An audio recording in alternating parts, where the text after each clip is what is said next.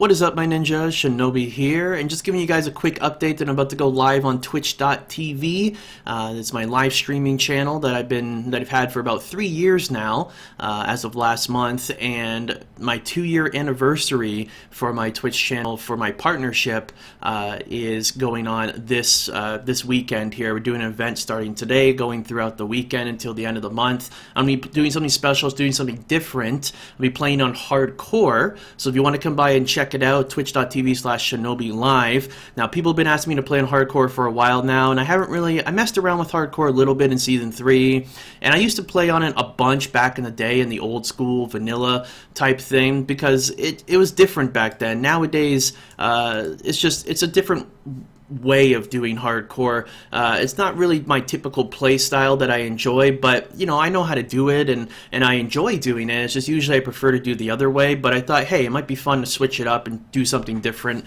on stream. And if you guys like the hardcore stuff, you want to see some videos for hardcore, giving you tips on, you know, builds and giving you tips on like survival tips, and you know, how to, you know, play efficiently, which difficulty should you be playing on, and things like that, I could definitely make videos for that stuff. So you know, just let me know in the comments below, or come by the stream and let me know you know, some kind of videos that you would like. But I will be playing Wizard. I've been really enjoying the Wizard in Season 5. I've been playing on normal throughout the whole season. I typically stream 6 to 7 days a week on Twitch TV in the evening times EST.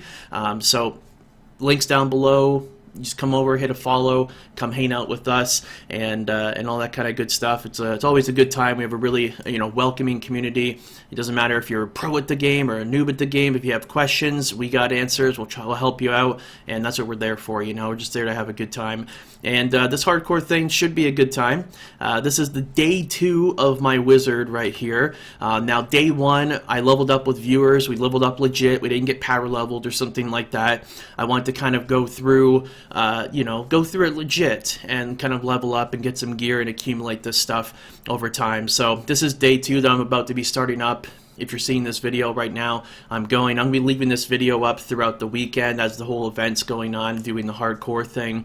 And, you know, if we die a couple times, we die a couple times, you know, we rinse, repeat. We try to, you know, make it, you don't want to die on hardcore, but there are things that can kill you, for sure. I definitely died on hardcore before. I had some pretty interesting situations that really had all these crazy variables come together at the perfect time to kill you, and sometimes that can happen, or sometimes you can just get DC'd or something like that. But this is a character I'll kind of run through quickly, show you some of the stuff that I've gotten so far. It only has about 5 or 6 hours playtime. Pretty fresh character. I keep my materials in my stash because you do not want to die and then lose these materials. You know, this would be nice if I have to make another character, and let's say I have to craft some gear because I'm missing some pieces or something from backup gear, I can, you know, I have some materials to craft some pieces that I need. So, you know, important to keep this stuff in your stash. But now, on top of all of that stuff, I have some build ideas that I want to be doing on hardcore, because I was playing a normal seasonal, and I was like, you know, this build would be really cool on hardcore, but if I tweaked it like this, it'd be even better on hardcore. So why don't I try it out? So best way to try it out is to actually play on hardcore. So that's what we'll be doing. And I have some of the items so far that I need for the build, but we're going to be accumulating that up, kind of building it up. Let's run through some of the gear that I have and kind of the build that I'm going with right now. Which is not, you know, this is not super optimal or anything. It's just a starter build, and keep in mind, guys, starter builds are usually depicted on the items that you find. I get this question all the time, whether you're making a hardcore character or you're playing a normal character, it doesn't matter. The items usually depict what kind of builds you're going to do right off the bat. You want to utilize items. You want to get items that are going to synergize together. You want to try and get those set pieces quickly. You want to try to upgrade rares in the cube to get, you know, maybe a wand that you need, or a sword that you need for your wizard. Like if you want to get the scepter, so you can do arcane orb or something.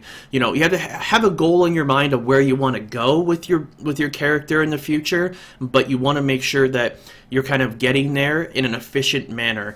So, you know, spending blood shards on Kadala, for instance, this is something that I've been doing with this character so far. This is why this character is gearing up so quickly, is that I only spend the 25s. You know, you want to just spend the, you know, the armor pieces, and you don't want to spend on the rings or amulets. You don't want to spend on the weapons. You know, getting the offhand is great. That's how I get the one that I have right now. So it's very important to kind of be efficient with that. You know, you spend your blood shards on Gondola like that, you upgrade rares in the cube. So I haven't even done any extractions yet because I haven't done any bounties yet, so maybe we'll do some of that tonight. But you know, you upgrade rares, try and upgrade some weapons and get some, you know, I upgraded and got this, which was, you know, it's not horrible, it's a starter item, and that's what it is, you know, it's just a starter item. So and then I got lucky and found a few items and been building up some materials and such. So this is what I have so far. I have I found an etched sigil, and I found binding belts, and these synergize together, so you can use Disintegrate or Arcane Torrent or something like that, and then you can put a very strong ability like the, you know, Wizard Twister build is. You can use Energy Twister, so this is pretty much using like a Twister kind of build without actually using the build, and this does actually quite a bit of damage. Like, I'm on Torment 2 right now, but I could easily do Torment 6 with this character, but it's more efficient for me to be on I could probably boost it up to about Torment 4, because I just got some of these items, so I could probably efficiently do Torment 4, and then you just want to try to keep building that up efficiently, and you know, there is going to always be some risk to dying. You don't want to be playing on too low of a setting where it's just too easy because you're scared of dying. You don't want to do that. You still want to be efficient. You want to get the most bang for your buck for what you're doing. But I also have a 2-piece Tal Rasha here, so I have some fire damage from the Disintegrate, and I have some arcane damage from the Energy Twister, so we're going to get a couple, you know, meteors going there to give us some extra damage. This is just a, you know, plain and simple legendary boot here. I have the DMO Delsera's, you know, gloves, so hopefully I get some Delsera pieces, because that's what I want in the end game. I want the Delsera, so I'm going to try to be focusing on that. I also did get the Mantle of Channeling, which also goes with my belt and my offhand, so see how things are synergizing together. So it makes sense for me to make a build that synergizes around the items that I have. Now, you don't really care. This is just, you know, like I said, a plain and simple weapon. The bracers don't really matter. Leorix is, you know, it's whatever. It's a big nerf on that, so it doesn't really matter. It's just a ring to have right now. I did get Convention of Elements, which was great to get. This is a huge item to get pretty quickly because it gives you a nice boost of damage, and it can allow you to do higher difficulties than your character's DPS allows you for. So you can put a lot of survivability in your character, and then when you roll over to that, you know, that element, then you can, you know, do higher difficulty than you should be doing, you know, as far as damage goes. You know, not bad here to get. You know, definitely going to give me some survivability. These are pretty big items to get. I did get, I believe I got a Unity as well, so that could be something I use later on. If I get another Unity and I can go with, you know, give you a lot of survivability. But yeah, just very basic items right now. Don't even have sockets and all my stuff. You know, it's very new character here for me on here, and I haven't even done, like, you know, any bounties or anything like that. So we're going to be working towards that today. So come on over, guys. Check out the stream, twitch.tv/Shinobi Live.